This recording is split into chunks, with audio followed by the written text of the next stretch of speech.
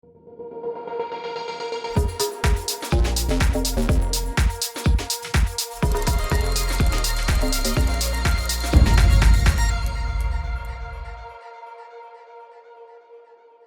there everybody, Sam's Trains here and welcome back to the Model Railway News for May 2024.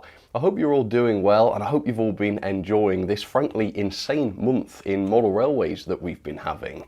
I think this is the most exciting month of the year so far in terms of new developments and announcements and such. And if you haven't been paying attention this month, hopefully you'll enjoy this video because there's an incredible amount to get through. So the first thing we're going to talk about is Dapol's new major announcement. And I think with this one, Dapol have made a lot of people's Christmases come early, mine included. So they've announced this, a brand new tooled 14XX for 00 scale. Not only that, but they've announced the 48 variant and the 58 variant, as well as the pre-grouping Armstrong Class 517 class. Look at this thing. Just cannot wait to have this thing on the layout. Now the specs that Dapol have promised for this model are absolutely amazing. First of all, it sounds like the model is going to be almost entirely made of metal. So they've said the chassis and the wheels are going to be die-cast. Also the running plates, the boilers, the fireboxes, all of this is going to be made of metal, which should make this small locomotive really good and heavy. They've also shown that the cab roofs will be removable because they're held in place by magnets. So on the one hand, that will allow you to look inside the cab and enjoy the detail there. It looks like there's going to be quite a bit of detail too. But more importantly, that gives you easy access so that you can fit some crew members if you want to. They've also said that the model's going to have firebox lighting, sprung buffers, a representation of internal motion, etched number plates provided, and Dapol's smart DCC fitting solution, which enables you to chip a loco through the smoke box without having to disassemble it. They also have coreless motors and also the option for sound fitted examples. All of these features crammed into a locomotive that is this size. This is the Hornby 14XX, which frankly sucks, and incidentally I predict that Hornby have probably sold their last 14XX now. I doubt that we will see this model come back because there are some issues with it. So here's a look at the pre-grouping 517 class. This obviously looks very different to the 1400 with its open cab and the shiny brasswork on it, which looks great.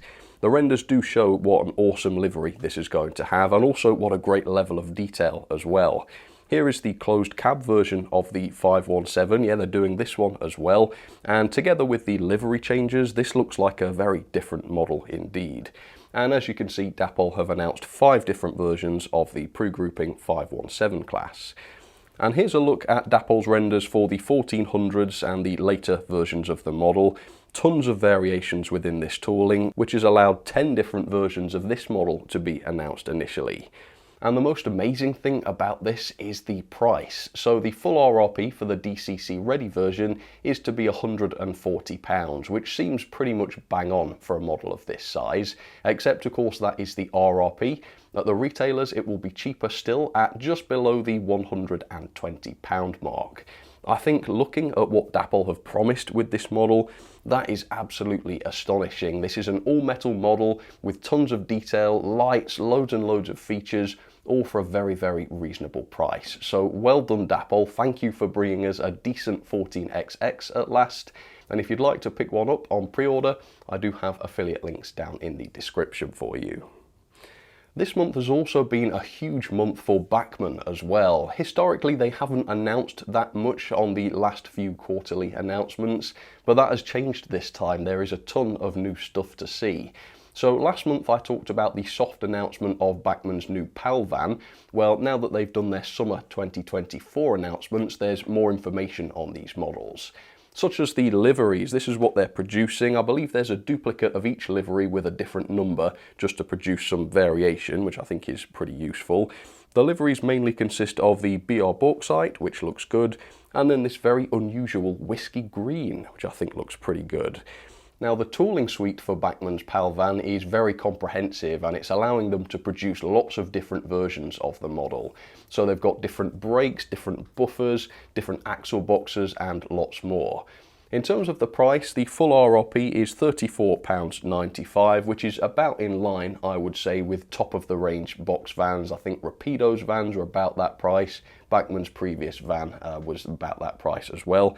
And at the retailers, they come in at £29.70. Bachmann also announced a load of new models under the EFE Rail brand this time, and I think the most interesting of those announcements is the 12-ton placer crane. Now, this model was announced by Hatton's quite a long time ago now, although that model never came to fruition. Now though, it seems that model is coming. So the placer 12-ton cranes were compact diesel hydraulic cranes from the 1970s, and they were self-propelled, which allowed them to do some light shunting.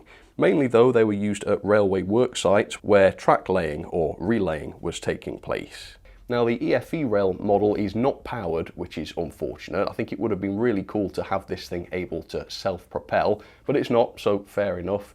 And Bachmann also said that they have a posed jib in the stowed position, which suggests that the crane itself isn't posable or movable. So it's a very basic model then in terms of functionality, but in terms of looks, yeah, it looks great. The photos show a good level of detail, much of which is separately fitted, and they also show an excellent livery application with plenty of detail in the paintwork as well. And they also say that this has NEM couplings which allow for close coupling, which is good. So on the one hand, yeah, quite a basic model, not that many features, particularly operating features. But then on the other hand, I think this is kind of reflected in the price. So the full RRP is £89.95. Okay, fair enough, it's a complex looking piece of rolling stock, not too bad. And then at the retailers, it is slightly cheaper still at £76.45. So it seems like a fair price, certainly would have been better value if it moved though.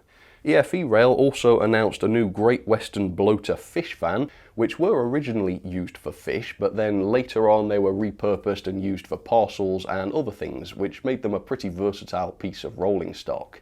Now, with these models, it really looks like EFE Rail, or let's be honest, probably Kerno, have really listened to feedback in terms of features and value, because these sound awesome.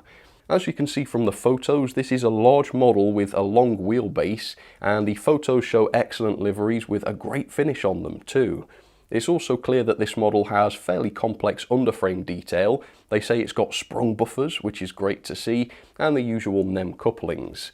There's also 5 different versions to choose from initially, although no doubt there will be more in the future. The great thing about this though is the price. It's actually very reasonable for a large-ish van. So the full price is only £29.95 and the retailer price is £25.45. So compared with other new tooled vans, even smaller ones than this really, the price seems to be very competitive, and yet the details and features that have been shown off here seem to be pretty much on par with those. So can't wait to see this. Great to see some decent value rolling stock come from EFE Rail, and fingers crossed this is a success because this looks great. If you want to get one of these, I'll pop an affiliate link in the description for you. Next up then, I want to talk about Bachmann's other massive announcement, and we touched on this last month because they soft announced it, but now we have a lot more information on it. So it is the new NG7 range, which is O-scale narrow gauge, which runs on 00 gauge track. Now there was some confusion about this because people were saying, well, this isn't anything new. Bachmann produces ON30 models, which are mainly American narrow gauge locos, which run on 00 scale track. Well, this is slightly different because ON30 is apparently 1:48 scale, and this is going to be 1:43.5 scale, so slightly different, which I think explains why they're not just calling this ON30. I was a bit confused by that as well. I think that's the reason. Anyway, that doesn't matter, that's just housekeeping. Let's talk about the actual models because we now have the details on those. So, as you know, Bachmann are producing quarry Hunslets to start with in their NG7 range, and the range of these Hunslets is going to be quite extensive. Now, they are producing this one's Alice, and I reviewed this in 009 scale. Well, this is coming to NG7, and it's coming in the maroon Dinorwick Quarry Red. They're also producing the cabbed quarry Hunslet Britomart. I won't try and pronounce the name of the quarry, but you get the idea. As you can see, this one is in the blue, and they're also producing Una, which is in the lined green. Look at that thing, it looks fantastic. They've then got Margaret in the black from the Penryn Quarry, This one is cabless too, but it's a different design by the looks of it. Looking at the specs then, Bachmann say that these have a die-cast chassis and gearbox, which is pretty interesting. I don't know whether that means the gears will be metal. I don't know if you'd want die-cast gears, but yeah, metal gearbox sounds pretty good. They have said though that the body shell, the cylinder block, frames and footplate are all moulded in plastic though, which is a little bit disappointing because the 009 version of the model was made almost entirely out of metal, and the quality on this model was genuinely fantastic as a result. It sounds like the NG7 versions of these models are going to be quite a bit more plasticky. They have got separate bearings though, which is good to see. They've got coreless motors and next 18-pin DCC sockets with room for sound. And there is even pre-fitted speakers in these models too, which is going to make sound chipping really nice and easy. They've also got firebox lighting, and the photos show extremely impressive cabs. The 009 ones were fantastic. If I show you a clip of my Alice, yeah, it looks amazing. Well, according to the photos, the NG7 cabs are going to be even better, which is great to see. They also come with etched nameplates, which is another nice touch. So, prices then. The price for the cabless Quarry Hunslets is going to be £199 RRP or £169.95 at the retailers. And it's tricky to say at this point whether that sounds like good value or not. Obviously it's an O-scale locomotive, so it's going to be quite a bit larger than the 009 version of the model, but it also sounds like quite a plasticky model, so up to £200 does seem quite pricey for it. It is, however, only about £60 more expensive than the 009 version, and given the extra features such as the firebox lighting and the pre-fitted speakers, etc., yeah, maybe that doesn't sound too much more expensive. So can't wait to see what they're like. I might get one and see if it is worth the money. They do the DCC sound fitted versions of this as well. The RRP for that is £309.95 or approximately £263 at the retailers. The Quarry Hunslets that do have the cabs are a little bit more expensive by £15. So the DCC ready RRP is £214.95 or £182.70 at the retailers. Yeah, I think that is starting to sound a little bit expensive to me, but again, only time will tell. In terms of rolling stock though, a good range has been announced, and this seems to be extremely reasonable. I'm going to go out and say that straight away. So they've announced these flatbed slate wagons in a couple of different liveries, and these are £21.95 each or £18.65 at the retailers. Obviously these are basic wagons, so this isn't a major bargain or anything, but less than £20 for a new tooled model at O-scale, yeah, that doesn't seem too bad really. They've also got the slate wagons with the sides and a load for just a few pounds more at £25.95 RRP or £22.05 at the retailers. They also have a similar coal wagon with filled insides at the same price, and these two have coal loads. There's also other things in the range too, such as buildings and crew figures, so if you're interested in those, check out the affiliate links in the description. And there's also more that Bachmann announced and talked about this month, so if you'd like to browse the full range, again, check the description for that. Next up then, let's talk about Rapido, and they too have made a new announcement this month. And it's quite a fishy month because Rapido have also announced a new fish van. More specifically, it is the BR Diagram 1/801 fish van. A bit like the EFE Rail fish vans, this is a large wheelbase van spanning many years of operation, from the LNER days through to the British Railways period and even to now in the preservation era. It sounds like the models will be high spec as usual from Rapido, with authentic liveries, separate metal bearings for the axles and a detailed body and underframe.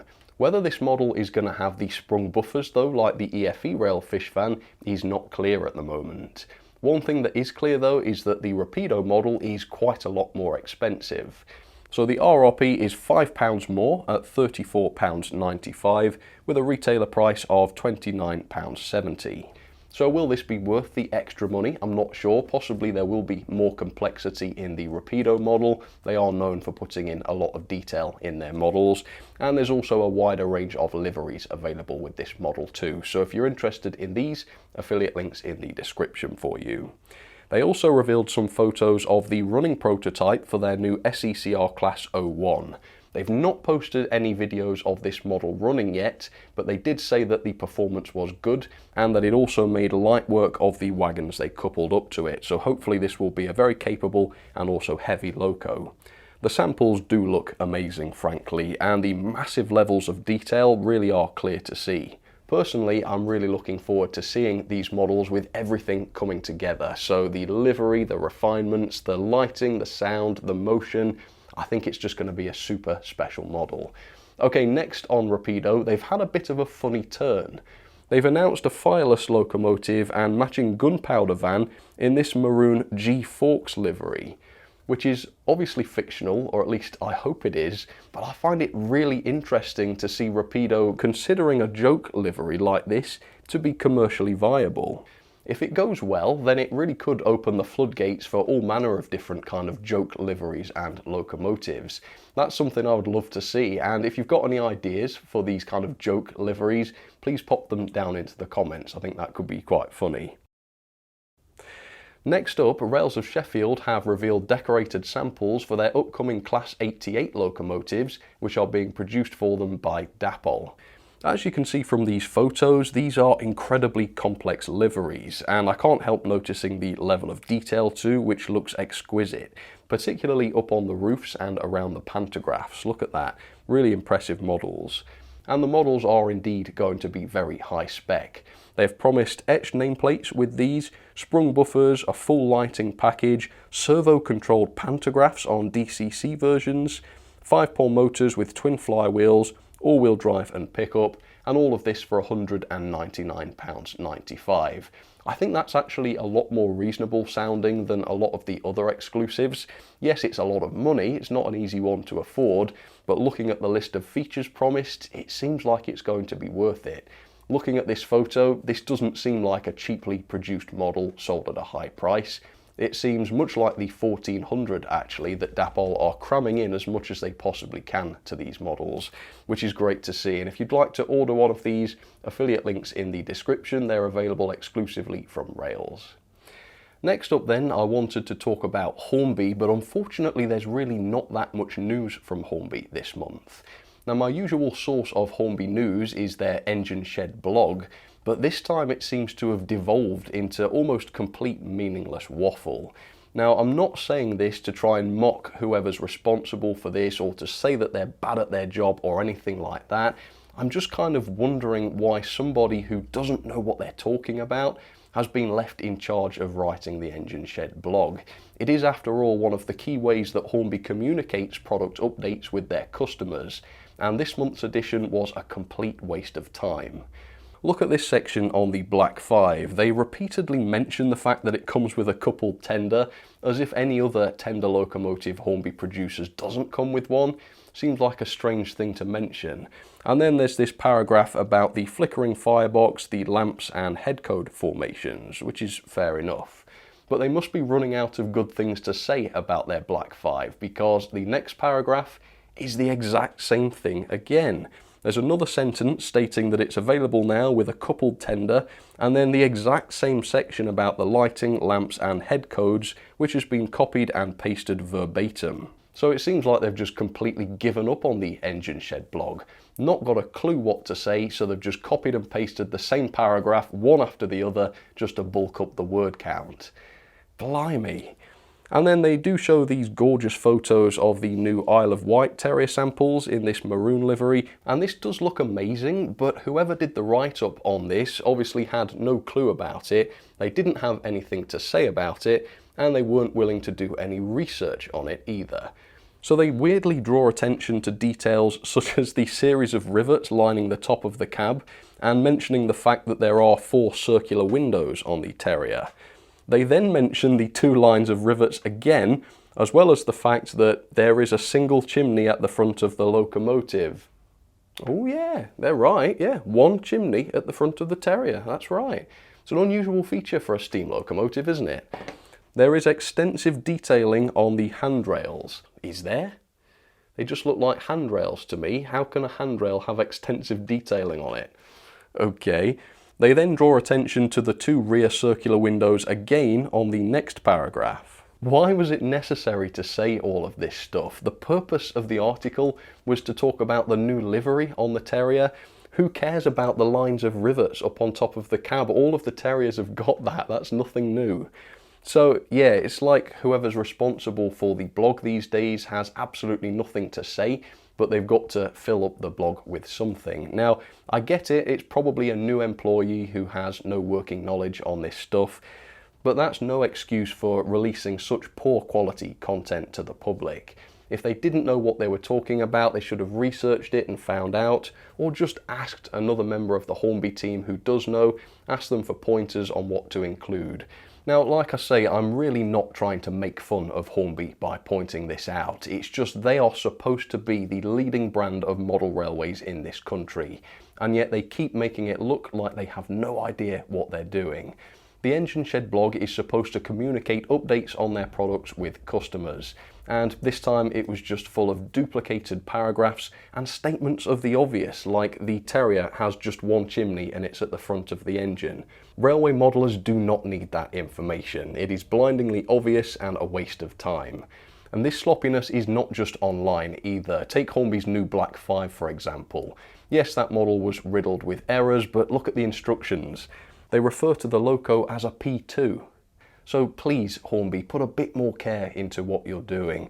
Please have somebody who knows what they're talking about reread everything before it's published to make sure it's useful and coherent and not an embarrassment.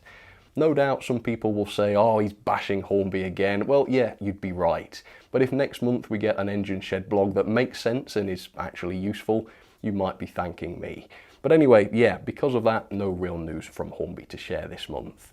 For now though, otherwise, a fantastic month. So much to look forward to, so many new models on the way.